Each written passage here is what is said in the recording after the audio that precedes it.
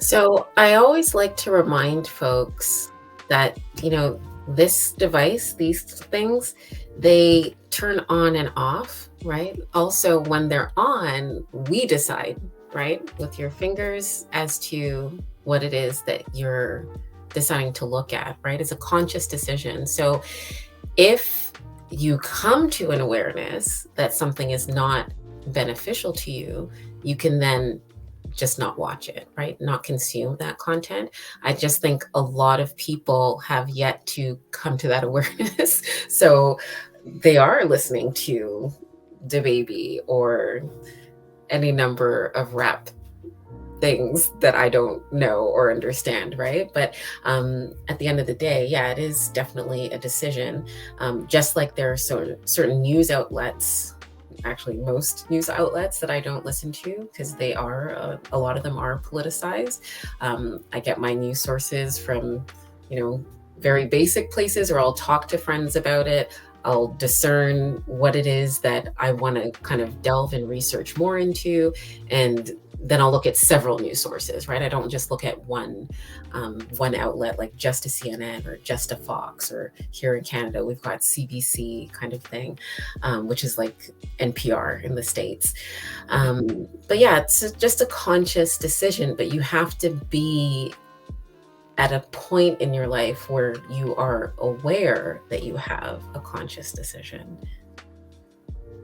Yeah, I I got a totally. question. Oh, Go ahead. oh, sorry. I didn't mean to interrupt you, Antonio, but I just want to ask a question about that, Natasha, because I do think that a lot of people in the Black community are conscious of that, but when that's like, the makeup of the Black community, how do you, should I say this? Okay, so like some people are aware of that. Like they understand that, this rap music is not good, but that's what, that's what most people in the Black community are pushing. And so as a person, how do you deal with, being, thrown out of your own community? Because it's kind of like the same thing, whereas like you have two Black people and one Black person is, they dress a certain way or they act a certain way, and they say, oh, I don't listen to that, that's trash and all that. And that's when people will say, oh, you're acting white or something like that. So how do you deal with that? Because that's kind of like the same thing. If you have a Black person that don't really listen to rap, and you're dealing with the majority of the Black people in the community that's all they know. How do you go about that? I think it's a self confidence issue. And again, I would bring it down also to self awareness. Like, I don't know how high schools operate these days, or maybe the high schools in the States, but I remember like I went to two different high schools in my academic career, and in one of them I was the Oreo, right? So I was black on the outside but apparently white on the inside. I was told I was an Oreo, right? And even when people talk to me, not so much today because you've got social media like LinkedIn, also because of my name, I suppose, they think I'm a white person or I sound like a white person. I've never understood what that has meant, but it's something that's followed me for years, right? But it doesn't necessarily bother me because that's who I am. It's what I do. I get along with everyone. I also live in a very diverse community. I always have lived in diverse communities. So seeing people from other cultures has always been very interesting. My current fascination is Ukrainian food. My friend was talking about her Ukrainian heritage the other day. There's something called cabbage buns with sauerkraut. They're like stuffed inside the cabbage bun. I'm currently on a search for this Ukrainian food, right? Like, who would have thought, right? But why not, right? Discovering other cultures, other ways of thinking, traveling. Like, this is how you expand your mind, right? And so you do so confidently, you do so boldly in order to grow outwardly as opposed to shrink into yourself.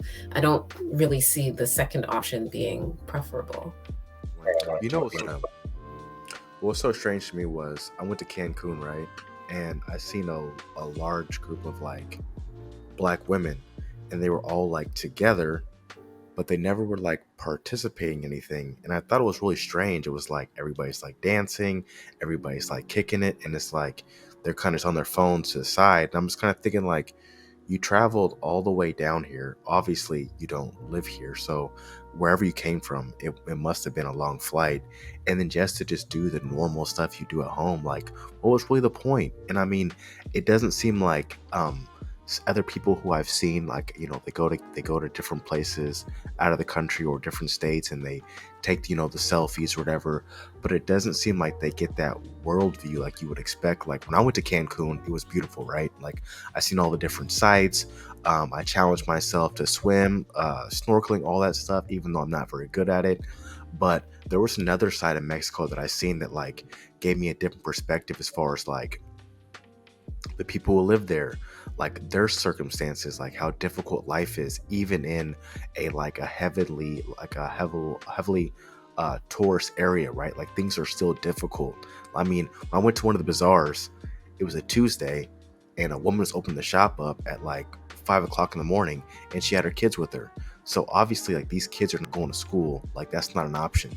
The option is to help their mom. You know what I'm saying? Work in these shops, and I don't think people are having to um, go over those kind of hurdles, right? Like America is a lot easier than that because you have a lot of people who like they don't know where their next meal is, like for real.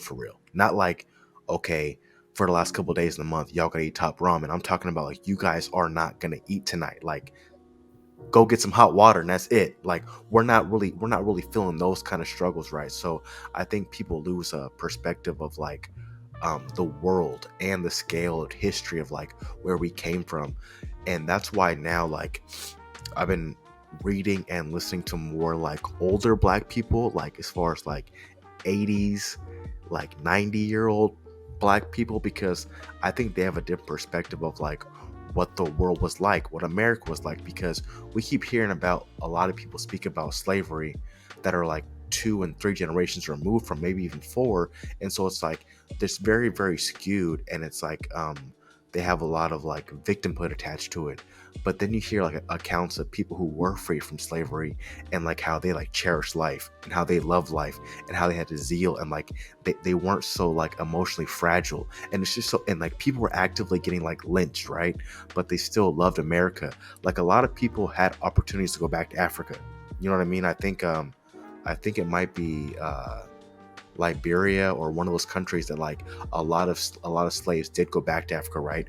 A lot of slaves that got freed chose to stay here, right? Because there's something that obviously they felt that was connecting them here, right? So I kind of feel like we have this mindset of like we know the history, but we don't know like the full entire picture, right? Like everybody knows about the Tulsa massacre, but everybody doesn't also know that they rebuilt Tulsa, right? Like things did change, things have gotten better. And for us not to have that more like open-minded look on things, I think it kind of skews things in a negative lens.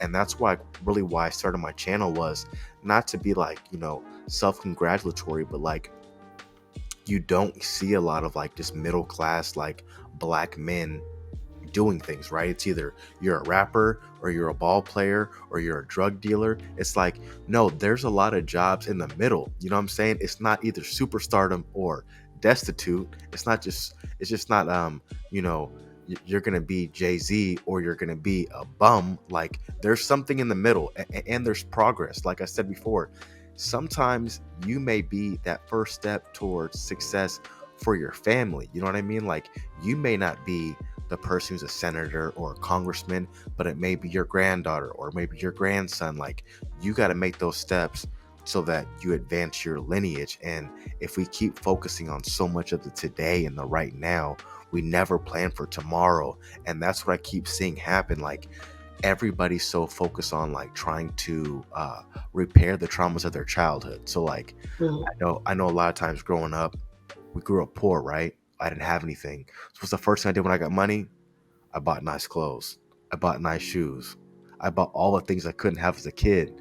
But then luckily, I make enough money that it doesn't hurt me. But I know a lot of people do the same thing, and they go way overboard as far as like designer brands, and then they never have anything still constantly. It's always check to check so I can buy the next extravagant thing to like make up for that pain inside. from the things you didn't get as a kid, and you're not going to be able to fill these voids with like material things. And that's something that I'm always confused with when it comes to like our community. It seems like we're like the biggest consumer, but it seems like we're also like the most like hurt, right? We're like the most like emotionally fragile, and it's like we're not feeling those voids with material goods. We should be looking for like, the community. The black community was the strongest when like they were actively getting lynched, right? When church was a big thing, and it wasn't about the money. It was about coming together and celebrating something higher than themselves. And I'm just kind of thinking like, how do we get more back to that?